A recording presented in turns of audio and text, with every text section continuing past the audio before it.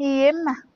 ଆଜିକାଲି ଯୋଉ ବର୍ଷା ହଉଛି 2 ଦିନ ହେଲା କୁଟୁଛି ଯେ ଖାଲି କୁଟୁଛି ଟିକିଏ ଛାଡିତା ହେଲେ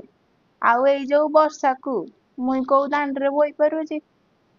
ବସିବି ବୋଲି ଟିକିଏ ଯେ ଖାଲି ବର୍ଷା କାଦୁ ବୋପା ମା ଟିକିଏ ଆଜି 4ଟା ବେଳକୁ ବଇଥିଲି ଯେ ଆମ ଗାଁ ଯୋଉ ଟୁକା ଟୁକିଲି କଥା କିରା କହିବି ବଇଥିଲି ଯେ ଏଇ ଯୋଉ ଚନ୍ଦନ ବେହେରା ପୁଅ ଆଉ ତା ବୋହୂ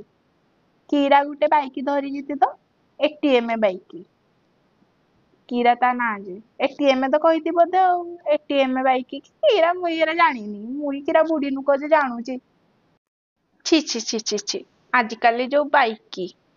ହେଇ ଯୋଉ ପିଚାଡା ଟେକିକିନା ବଉଛନ୍ତି ପଛରେ ହେଇ ଯୋଉ ବଇକିନା ଯାଉଥିଲା ହେଇ ବୋପା ଯଦି ପଡିବ ବୋଲେ ମୁଣ୍ଡ ହାଣ୍ଡିଆ ପୁରା ଫାଟିବ ପୁଅ ବୋହୂ ଦିଟା ଏନ୍ତି ହେଇ ବାଇକିରେ ଫର ଫର କିନା ଉଡିକିନା ପଳେଇଲେ ଉଡିକିନା ଗଲେ ଯେ ମୋର ଏଇ କାଦୁ ହେଇଗଲା ପୁରା ଲୁଗାଟା ମୋର ଏଇ ବର୍ଷା ପାଗରେ ଆଉ ଶୁଖୁଛି କି ଦେଲା ମୋ ବୋହୂ କହିଲା ମୋର ନହେଲେ ପିନ୍ଧି ଦେଇଥ ବଢିଆ ଦେଖାଯାଉନି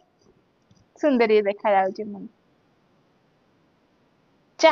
ଆଉ ଏଇ ଯୋଉ ଛୁଆଙ୍କ କଥା କିରା କହିବି ହେରା ତ ହିନ୍ତି ହେବେ ଆଉ